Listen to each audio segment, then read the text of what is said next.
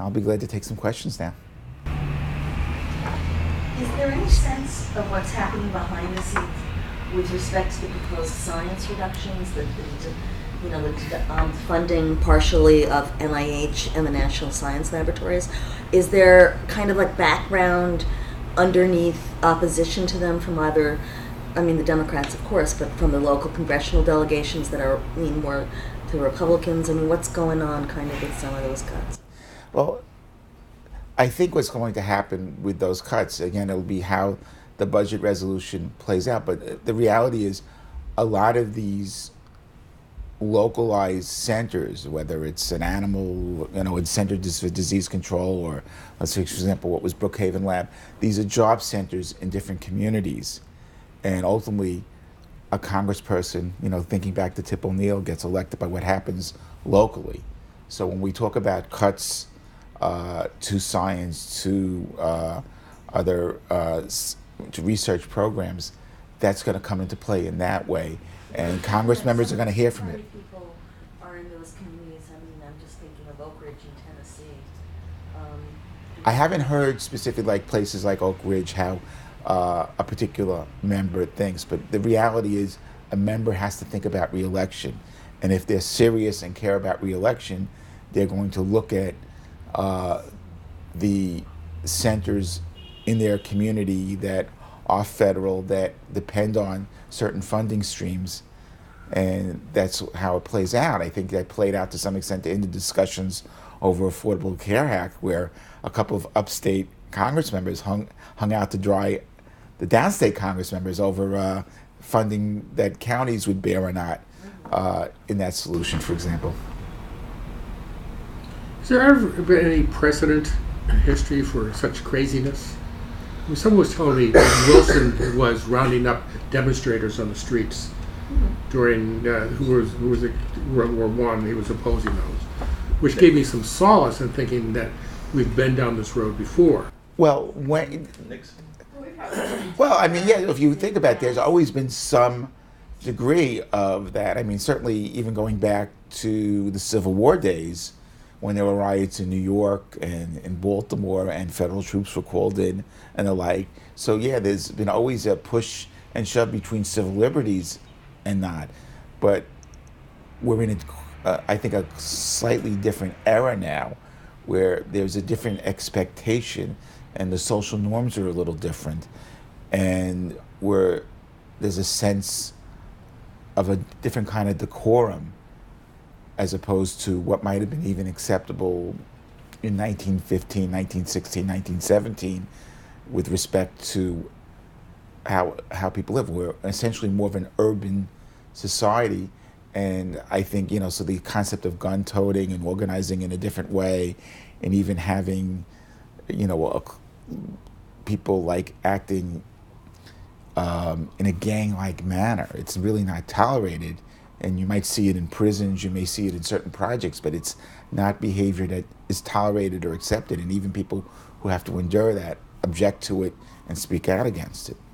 I'm just curious in maybe what you do and who you talk to, because I certainly would like to have a better retort without going out of my mind, because I just find that I understand the argument, and now I'm going back to the well-educated person who unfortunately have far too many in New York, even right around my corner, who still are Trump supporters, is still right out there. And if anyone's at the table, it's okay.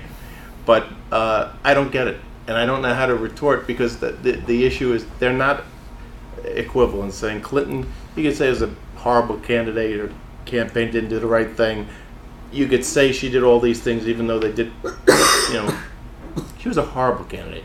But she's not any type of equivalent to this nonsense. It's crazy. I don't even call her a horrible candidate, Michael.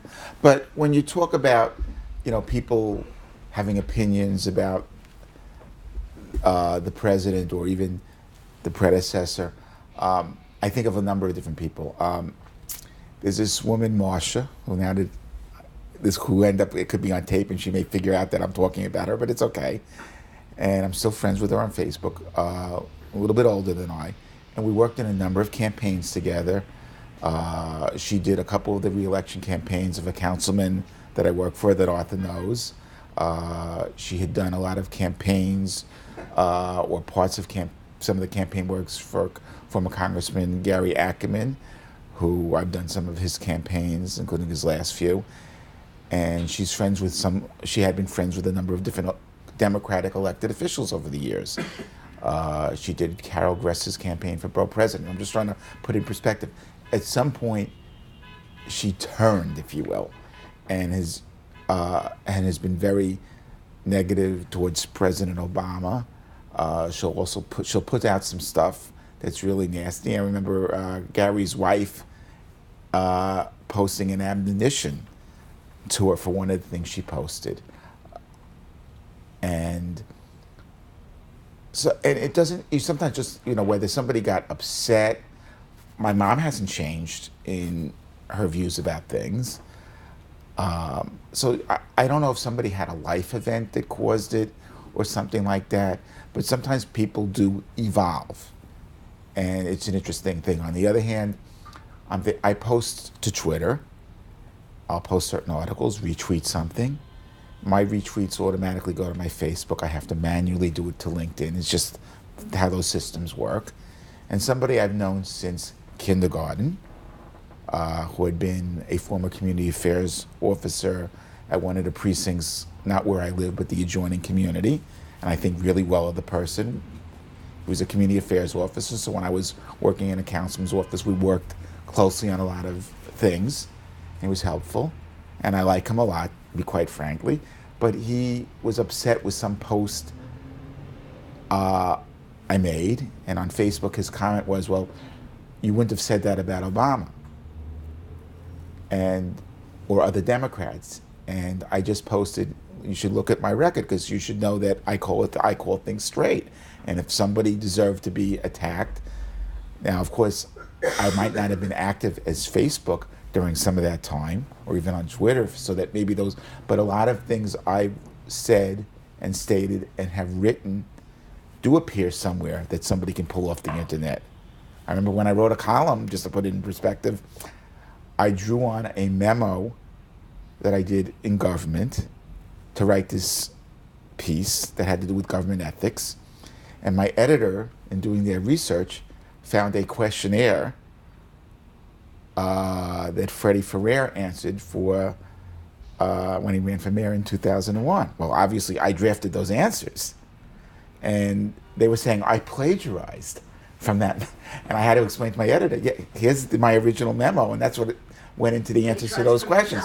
So they had me refer to that questionnaire for whatever reason, and we worked it out. But the point is, much of my work is out there in some way or fashion. So it's an interesting thing when you say in that regard. But when you started to speak, it reminded me of an article that was in the Times probably Monday or Sunday. I don't know which one because I read it online, and it happened to be still on my iPad because there's a link to something in that article that I want to actually explore. But it talked about Steve Ballmer, who was one of the chief operating officers of Microsoft, so he has a ton of money. And besides owning a sports team, his wife wanted him to do some good work with his money. So he put a project together to detail all government spending at all levels. And this is what I found that was interesting. If I can just read from this. This is him quoting. How many people work for government in the United States? This is at all levels, he asked, with the excitement of a child showing off a new toy before displaying the answer.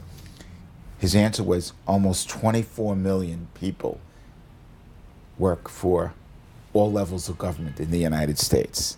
And does that include people, the outsourcing? Well, let me just finish this. Susan. Then people say, those damn bureaucrats, Mr. Ballmer explained, channeling the criticism that government is bloated and filled with waste, fraud, and abuse. Here's the back of the quote. Well, look at that. People who work in schools, higher ed, public institutions of education, they are government employees, and they represent almost half of that 24 million. Teachers, professors, other school employees, other employees in different public colleges represent half of all the people in government jobs. Now, we haven't talked about public hospitals, the VA. When you start thinking about that. Of course, what about all the people in the Army and the Marines and the Navy, active duty fire? When you talk about bloated government, and yeah, there's some bloat, and we can all, Arthur and Tony and I can talk about where it is. But when you look at it, the bulk of the people who are there, and probably aren't paid the best salaries that they ought to be paid in many cases, are essentially working in government, and they're a significant part of the economy.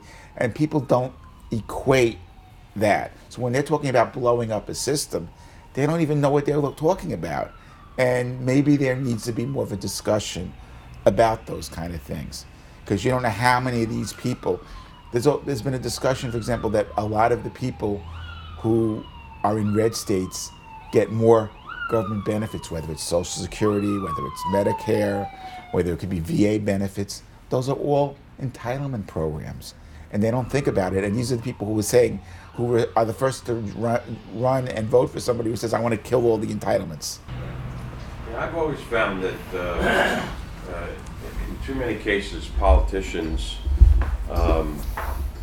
have the experience, but they don't translate that into educating their constituents.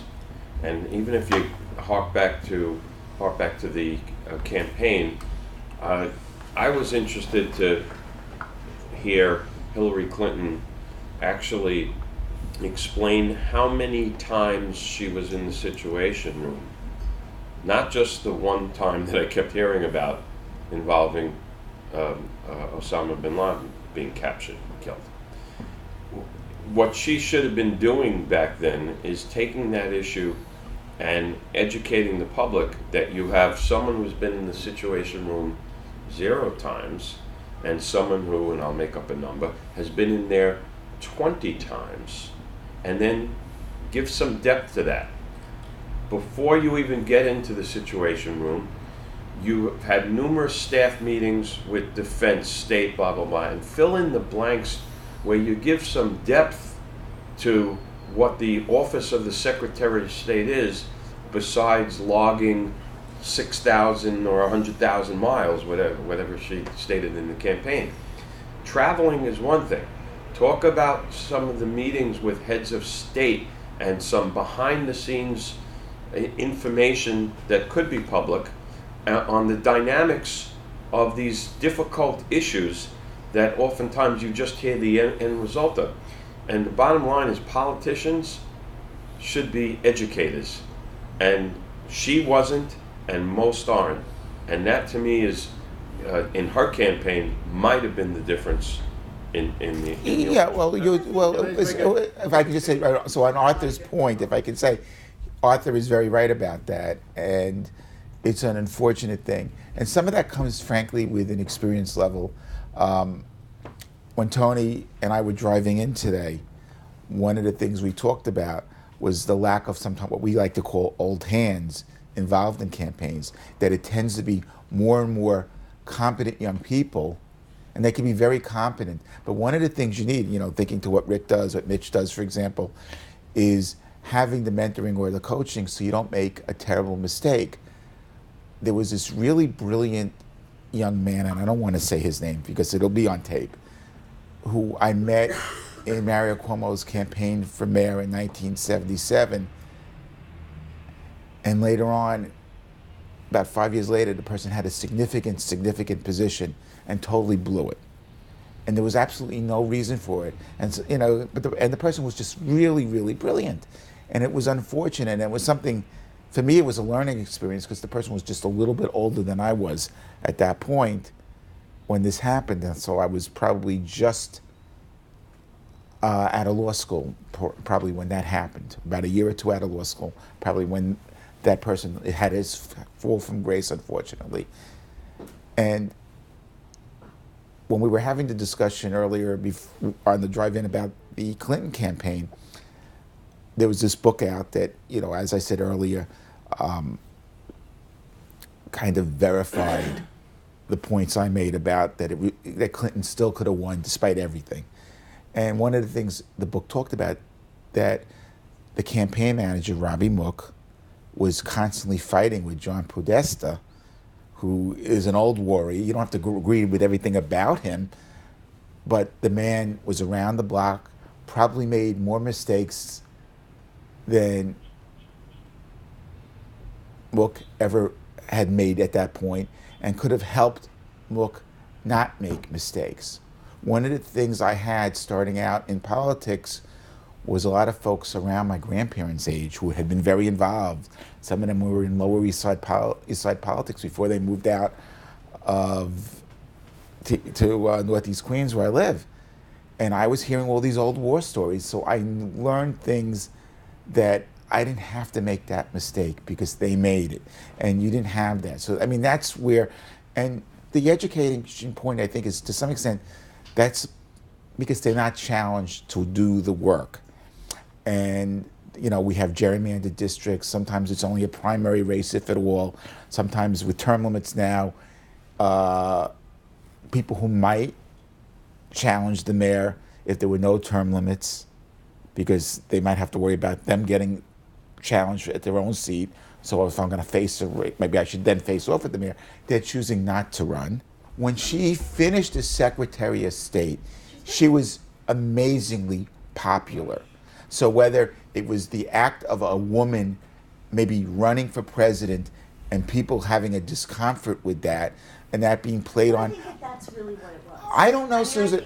I don't know if that was. Absolutely, that's what it Ultimately, was. as you know something, if you're a candidate and you have resources, and you've been around the block some, you have to take responsibility. And ultimately, she as a candidate has to take responsibility for how her campaign was run, who were put in certain positions, and it's sometimes a compromise because sometimes you were told, you know, you want our support, you know, you have to put this person on your campaign and that person on your campaign, but it doesn't necessarily have to totally drag your campaign down.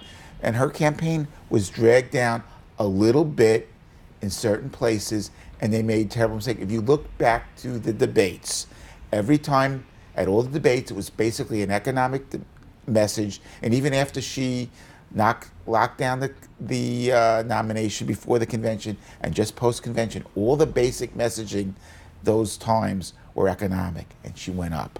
When she started attacking her opponent, and it became one of those things, it went down because the message changed. Her message had to be sticking with the economics. I've always counseled candidates, never be negative.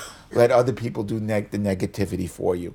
And she got involved in that and got caught up in that, and I think that helped. I was in an Atlanta suburb after the first debate, and I was actually worried because I thought this is a stage that she just might not be able to handle with a bully, essentially, you know, at the other. And I thought, wow, she really did a great job. I was golfing with in a foursome, and two of the people were just suburban people from outside Atlanta, and I'm just figuring that everyone saw what I saw.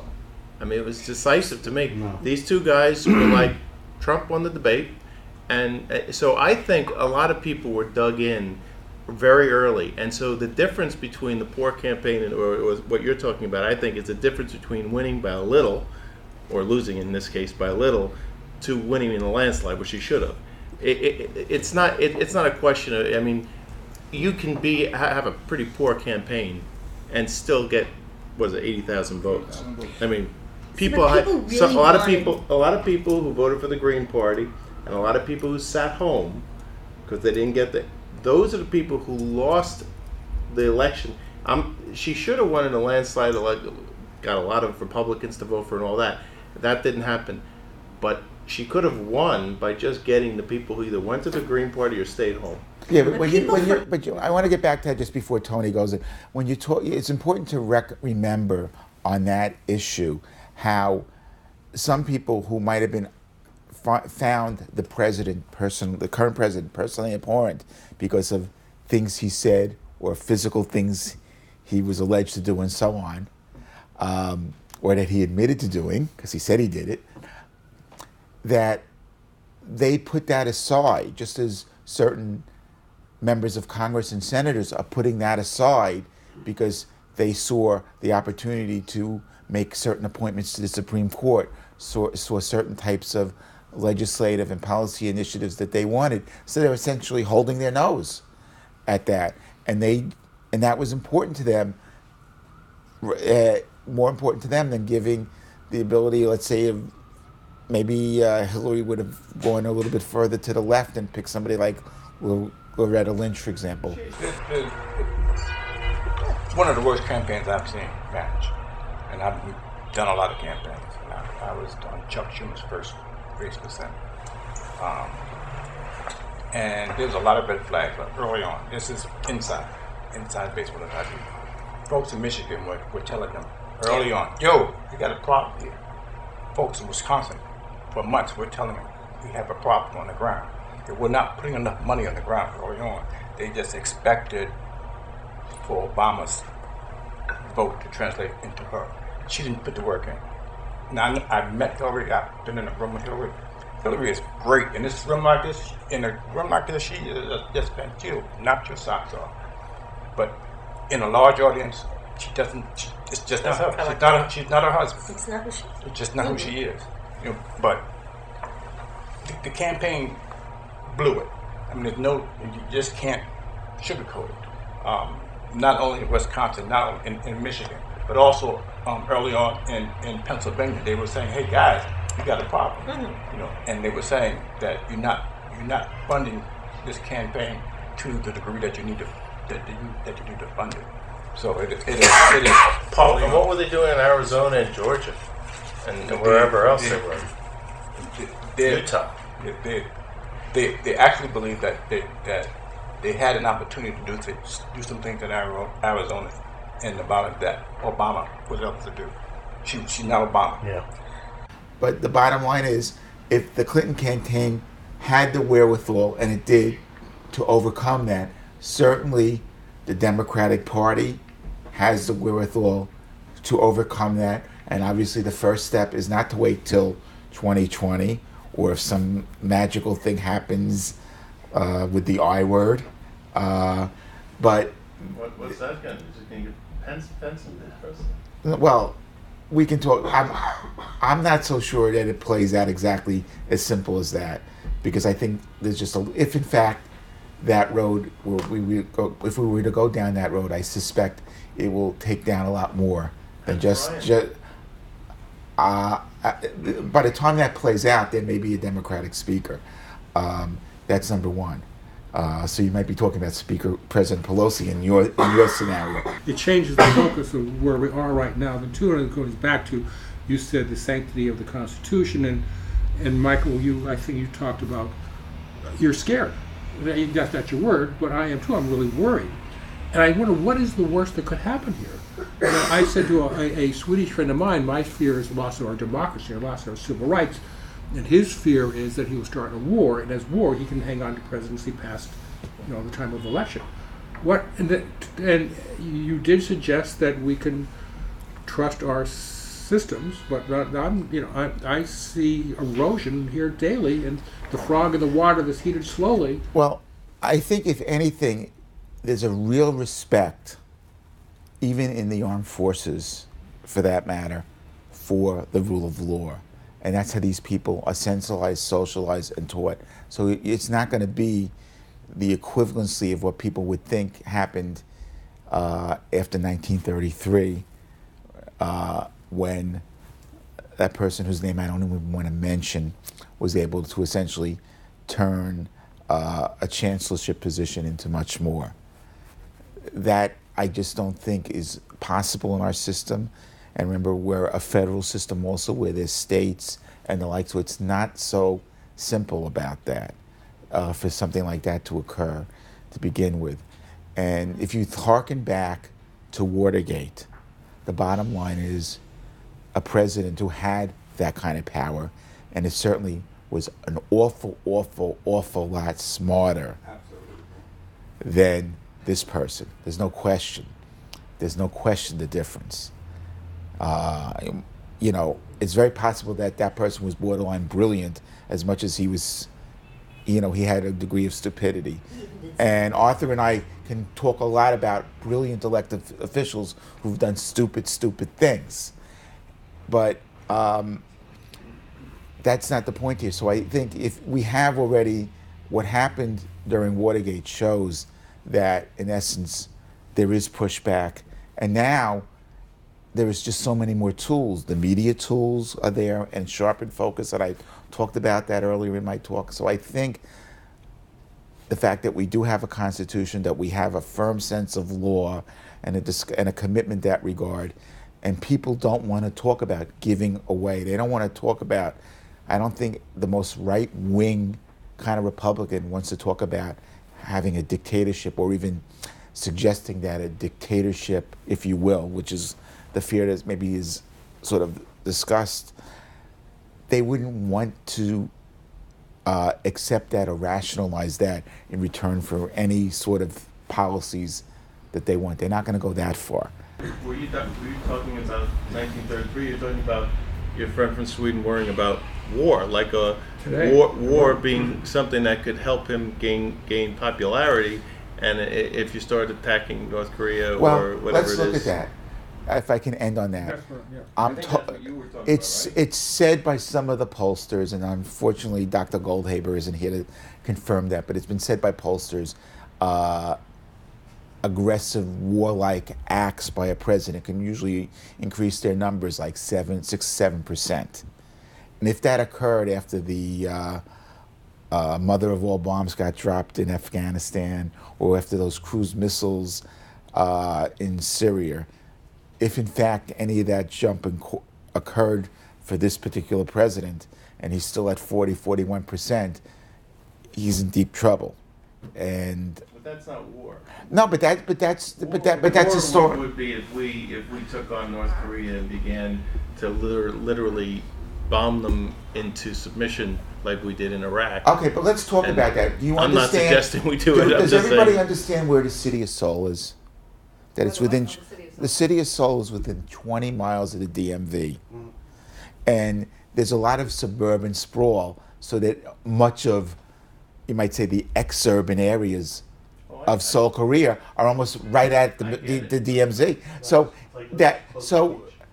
there's no general, no admiral who's going to really want to see that with that they accepted a presidential order that caused a massive artillery barrage of Seoul. So I cannot see something like that occur at all, Mitch. When we talk about the 100 days, so we talk about sports, and people say in a 5-game series, 85% of the time, whoever wins the first game, they're going to win the series. And there's all these different facts, right? So what is the real importance of the first 100 days, if you had to say historically, or is it like a media thing? Like for us, we say, well, here's the first hurdle, so let's just pay attention to it and make it a thing. Or is there a historical significance to what happens in those first 100 days really portrays what happens for the 4 years? Well, usually you get an agenda put out there. Think of Lyndon Johnson when he came in 64, and we had a lot of amazing initiatives passed. That's not happening here. Right. If anything, you saw a lot of infighting, a lot of wasted time, a lot of fluff. We had some meetings. We've had a lot of discussion about how many appointments haven't been made all across the administration. Obamacare. I mean, it's been, you've basically been watching, we've been watching the reality president, maybe? That's what we've been seeing. So if I can take it to a close, because we do have some time of the essence, and I want to thank everybody, for coming and having this very incentive, for having this very thoughtful exchange on this. But the bottom line is, again, that we be vigilant, that we know that there's the media out there is going to be vigilant. We know that, if you will, the many on the other side of the issue, or you might say the Democrats, are going to be vigilant. There will be people, I guess, on the GOP side who will be vigilant, and all that vigilance will translate, I think, over time into some positive outcomes, even if there is some pain that we endure in the short term. And again, thank you all.